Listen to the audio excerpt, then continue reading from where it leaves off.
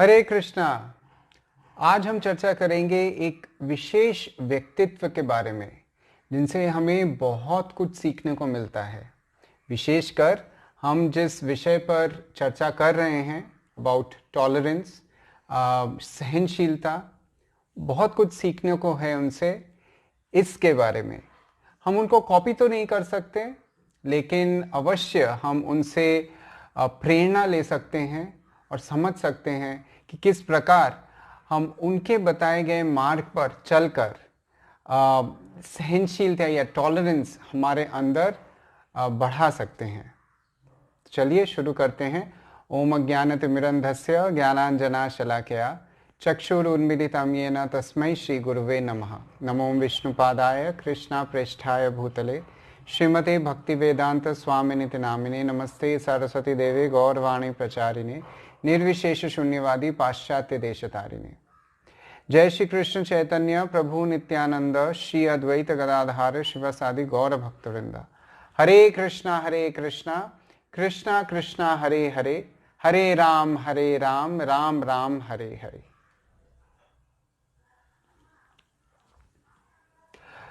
हम आज चर्चा करेंगे श्री हरिदास ठाकुर के बारे में। हरिदास ठाकुर जो चैतन्य महाप्रभु के एक बहुत ही निकटतम पार्षद थे एवं चैतन्य महाप्रभु उनको नामाचार्य की उपाधि से सम्मानित किया था कि हरिदास ठाकुर आप जाने जाएंगे नामाचार्य के नाम से, क्योंकि वो हर दिन 192 राउंड्स ऑफ चैंटिंग करते थे। हम लोग कितना करते हैं आप सोच ही लीजिए। 192 राउंड्स ऑफ हरे कृष्ण महामंत्र चैंटिंग करने के लिए कितना समय लगता होगा। वो पूरे दिन सिर्फ नाम में ही रत रहते थे, उसी में लीन रहते थे। एवं सबसे विशेष बात यह है कि वो एक मुसलमान परिवार में जन्म लिए थे। तो उनकी कहानी को अच्छे से समझने के लिए चलते हैं हम थोड़ा सा रिवाइंड करके। चैतन्य महाप्रभु जो 530-32 साल पहले जो लीला यहाँ पे इस भौम्य क्षेत्र में किए हैं, नवद्वीप में किए हैं, वहाँ से हम चलते हैं थोड़ा सा रिवाइंड करके 5000 वर्ष पहले, जब कृष्ण इस धरती पर अपनी लीला रचा रहे थे। उस वक्त जो ब्रह्मा जी हैं, उन्होंने एक बार देखा कि अब सारे जितने भी गोप बालक हैं कृष्ण के साथ खेल रहे हैं एवं उनको संदेह हुआ कि क्या यही भगवान है, क्योंकि वो दूसरों का जूठा खा रहे थे। एक प्रेम का संपर्क ऐसा उनको दिखा जो उनके समझ के बाहर हो गया ब्रह्मा जी के। आप सभी को इस विशेष लीला के बारे में पता ही है, तो मैं बहुत इन डिटेल नहीं जाऊंगा। तो उन्होंने अपने आप को काफ़ी महान समझा दरअसल ब्रह्मा जी ने, और उन्होंने समझा कि मैं परीक्षा लूँगा। आप किसी के अगर परीक्षा ले रहे हैं यानी आप अपने आप को उस व्यक्ति से ज़्यादा ऊपर मान रहे हैं, इसी वजह से आप किसी की परीक्षा ले सकते हैं। तो उसी प्रकार ब्रह्मा जी अपने आप को थोड़ा सा सुपीरियर मान रहे थे। उनको थोड़ा सा सुपीरियरिटी कॉम्प्लेक्स हो गया था अपने बारे में।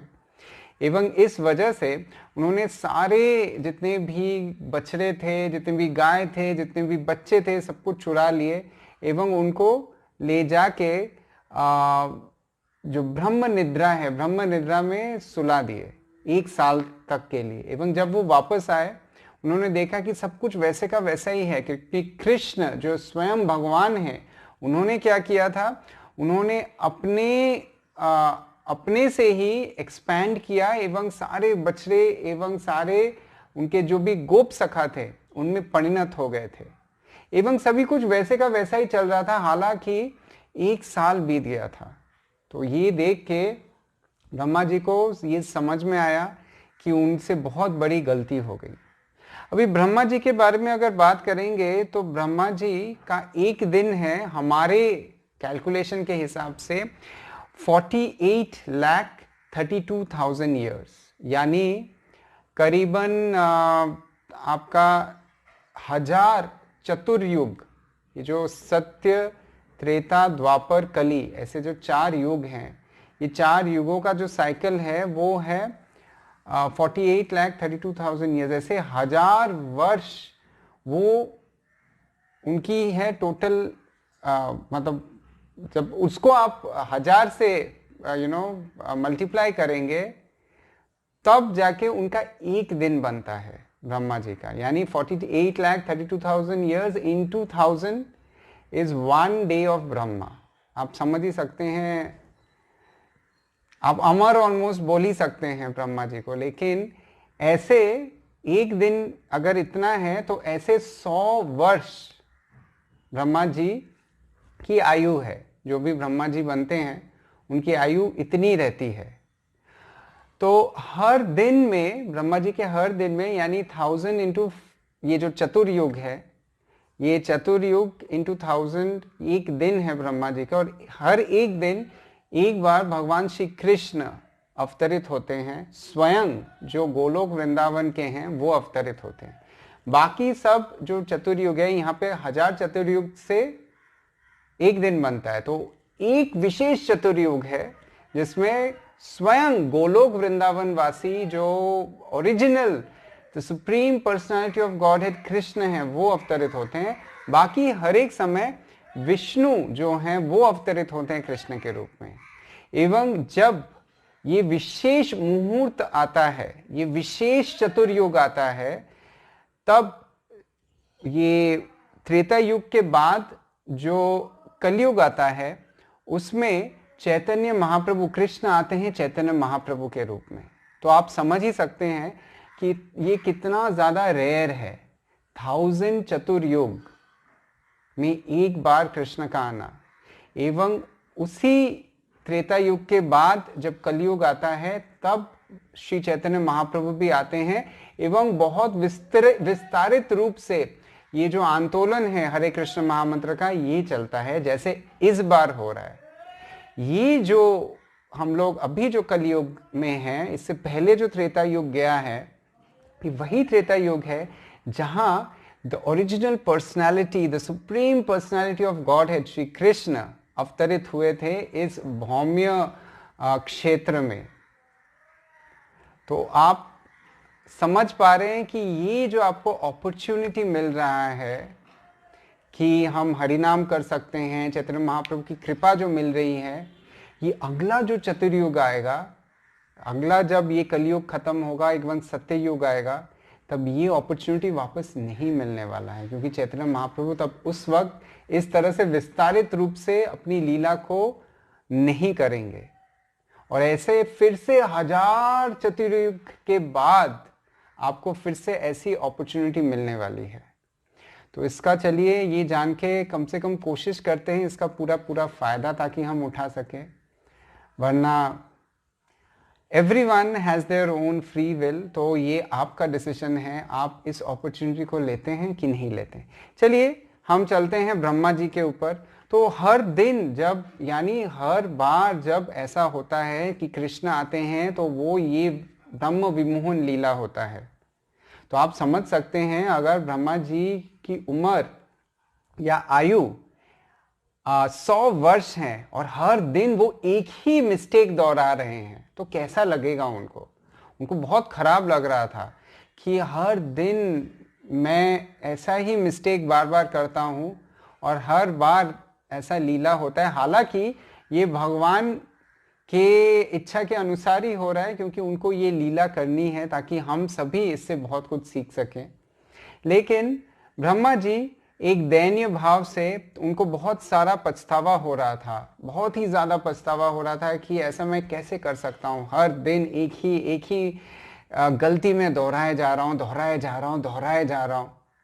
तो ये समझ के वो क्या किए, वो वृंदावन से चल के, हालांकि उनको चलने में ज़्यादा समय नहीं लगता है, वो वृंदावन से आए नवद्वीप मंडल में जो यहाँ से कुछ ही किलोमीटर दूर है, कुछ ही आई थिंक 250-300 किलोमीटर्स दूर है यहाँ से, हमारे कलकत्ता से।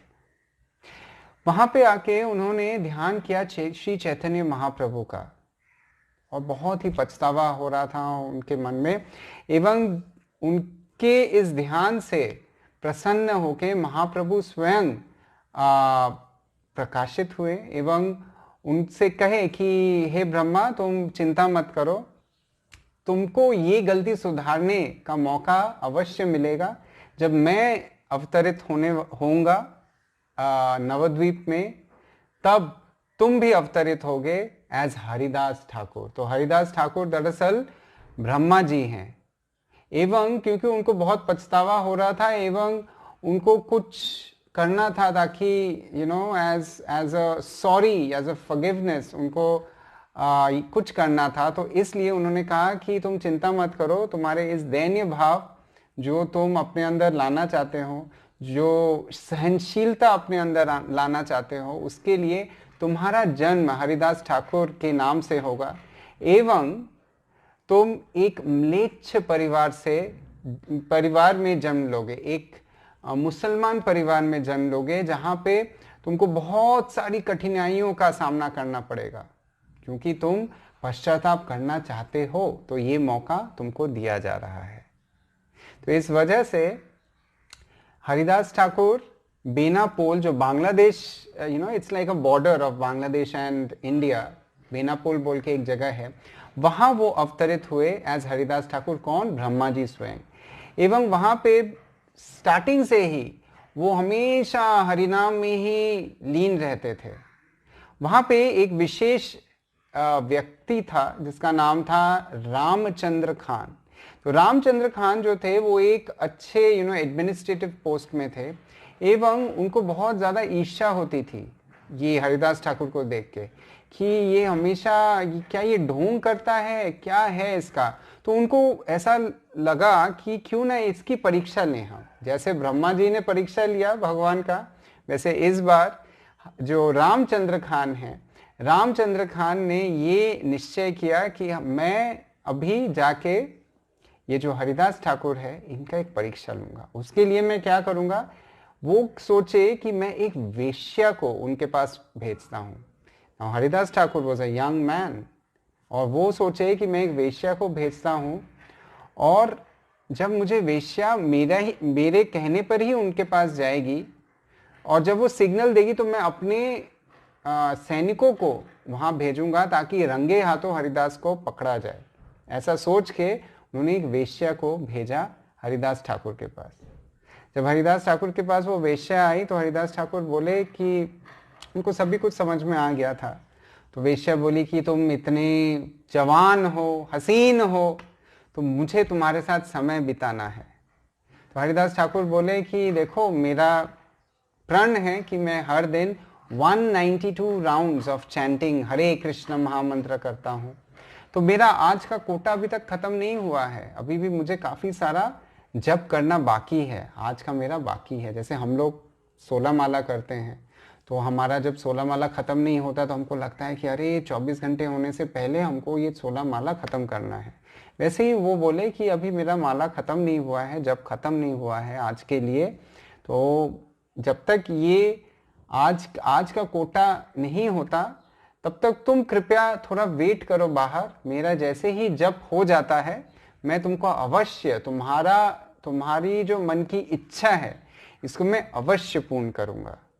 तो वेश्या बाहर बैठी थी, पूरी रात इस तरह से बीत गई, और पूरी रात वो सुनती रही क्या, हरे कृष्णा कृष्णा कृष्णा हरे हरे, हरे राम राम राम हरे हरे। तो ये पूरी रात वो सुनती रही, and she was waiting and waiting कि कभी हरिदास ठाकुर मुझे बुलाएंगे, लेकिन हरिदास ठाकुर नहीं बुलाए। सुबह हुई तो वो वापस चली गई। अगले दिन रात को फिर से वो आई। उस रात्रि को भी हरिदास ठाकुर ने फिर से वही चीज़ उसको दोहराया कि देखो, मुझे बहुत ही खराब लग रहा है कि तुम मेरे पास आई हो, तुम्हारी इच्छा को मैं पूर्ण नहीं कर पा रहा हूँ, कृपया तुम थोड़ा सा प्रतीक्षा और कर लो। आज का जो कोटा है मैं बहुत जल्द उसको करने का कोशिश करता हूँ, ताकि मैं तुम्हारे साथ तुम्हारे मन की इच्छा को पूर्ण करने के लिए समय बिता सकूं। तो वो वेश्या फिर से वही हुआ, वो वेट की और पूरी रात वो हरे कृष्ण महामंत्र सुनी, एवं ऐसे ऐसे करते करते सुबह हो गई। जब तीसरी रात हुई और वो वेश्या फिर से आई, लेकिन तब उस वेश्या का हृदय पूर्ण रूप से परिवर्तित हो गया था, क्योंकि वो एक शुद्ध भक्त के मुखमंडल से शुद्ध नाम का श्रवण की थी, वो सुनी थी हरे कृष्ण महामंत्र एक शुद्ध भक्त के मुखमंडल से, और इसलिए उनके हृदय में, कान के द्वारा उनके हृदय में महामंत्र जो स्वयं कृष्ण है, नाम एवं नामी, कोई भेद नहीं है उनमें। तो कृष्ण स्वयं अपने नाम के रूप में उनके हृदय में प्रवेश करके उनके हृदय में जितने भी धूल मिट्टी कण थे सबको साफ करके उस वेश्या के हृदय में भी भक्ति के बीज जो था उसको विस्फुरित कर दिया। एवं वो वेश्या आके बहुत ही दयनीय रूप से क्षमा चाहके हरिदास ठाकुर से बोली कि रामचंद्र खान ने दरअसल उसको भेजा था। तो ये सुन के हरिदास ठाकुर ने कहा कि मुझे ये पता है और इस वजह से मैं ये क्षेत्र को छोड़ने ही वाला हूँ, लेकिन मैं यहाँ पे रुका हुआ था ताकि मैं तुम्हारा उद्धार कर सकूं। तो अब जाओ, तुम्हारे पास जो भी संपत्ति है, जो भी धन दौलत है, उसको भगवान की सेवा में लगाओ एवं अपने पूरे जीवन को भगवान की सेवा में एवं नाम जप में बिताओ। ऐसे कह के हरिदास ठाकुर वहां से निकल पड़े। तो देखिए हरिदास ठाकुर ने ये जो लस्टी डिजायर है, ये जो काम वासना है, इसको टॉलरेट किया, और उनके लिए ये उतना मुश्किल नहीं था।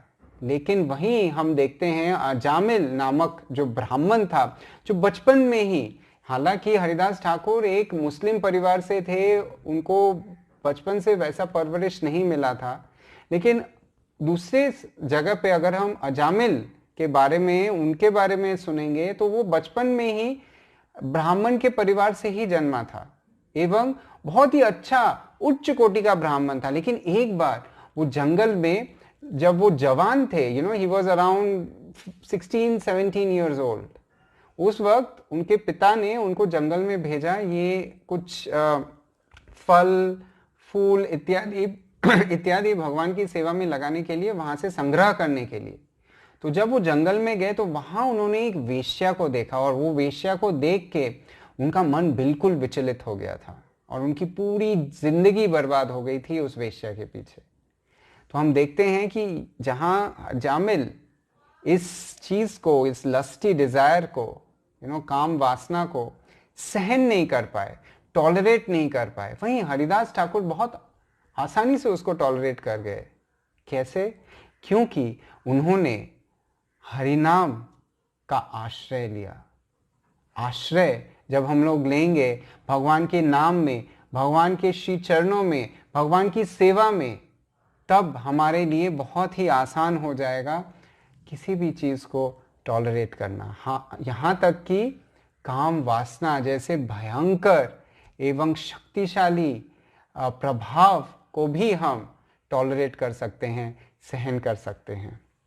इस प्रकार हरिदास ठाकुर चलते चलते यहाँ वेस्ट बंगाल के तरफ आए एवं जब वो बीच में यहाँ शांतिपुर में आए थे, शांतिपुर नवद्वीप से थोड़े ही दूर पे है, एवं वहाँ पे जब वो रह रहे थे तो वहाँ के जो काजी थे उन्होंने नवाब को जाके कंप्लेन कर दिया कि अरे देखिए ये मुसलमान है लेकिन फिर भी हरे कृष्ण महामंत्र का जप करता है, आप कुछ कीजिए वरना हमारा जो प्रचार है, मुस्लिम जाति का, मोहम्मदन रिलीजन का जो प्रचार है उसमें बाधा आ रहा है। क्योंकि वैसे तो सब भी कुछ ठीक है, लेकिन ये नवाब एवं काजी क्या करते थे? नवाब एवं काजी दरअसल उनका उद्देश्य सबको भगवान के पास या अल्लाह के पास लेके जाने का नहीं था, बल्कि उनको इस तरह से वो प्रचार करते थे ताकि उनका जो पॉलिटिकल मोटिव है वो ठीक रहे, ताकि वो एक नवाब के रूप में रह सके एवं अच्छा इनकम हो सके, वो टैक्स अदा कर सके। एवं काजी का भी इंटेंशन कुछ वैसा ही था। उनका इंटेंशन कदापि ये नहीं था कि लोगों को अल्लाह के और करीब लेके जा सके या भगवान के और करीब लेके जा सके, बल्कि उनके इंटेंशन ये था कि हम अपनी जेबों को किस तरह से अच्छे से भर सके, हम अपने पोजीशन को किस तरह से और सेफ रख सके। तो इस वजह से काजी जाके नवाब से कंप्लेन किया एवं नवाब ने हरिदास ठाकुर से बात करने के पश्चात ये निर्णय लिया, क्योंकि हरिदास ठाकुर ने ये कहा कि आप अगर मुझे मार भी डालेंगे, अगर आप मुझे काट भी डालेंगे, तो मेरे शरीर का एक एक टुकड़ा जब तक उसमें जान है वो हरे कृष्णा महामंत्र का ही जप करने वाला है। तो ये सुन के नवाब एवं काजी को बहुत ही ज्यादा क्रोध आया एवं उन्होंने ये निर्णय लिया, इसको लेके जाके 22 मार्केट प्लेसेस या बाजारों में इस पे कोड़े बरसाए जाए। 6 या 7 या 8 बाजारों में जब कोड़े बरसाते हैं तब उसी में लोगों की मृत्यु हो जाती है। पर देखिए यहां पे हरिदास ठाकुर से कहा गया कि उनको 22 मार्केट प्लेसेस, 22 बाजारों में उनको उनके ऊपर कोड़े बरसाए जाएंगे। तो जब उनको इस तरह से लेके गए एवं वहां बाजारों में बांध बांध के उन पे कोड़े बरसाए जा रहे थे, तो जब 10 बाजारों में ऐसा हो गया तो जो कोड़े बरसाने वाले थे वो डर गए। वो सोचे कि इनकी तो प्राण निकल ही नहीं रही है, तो अगर ये नहीं मरते हैं, इनकी मृत्यु नहीं आती है कोड़े बरसाने से, तब तो जो नवाब है वो हमको मार डालेंगे, वो हमको सजा दे देंगे।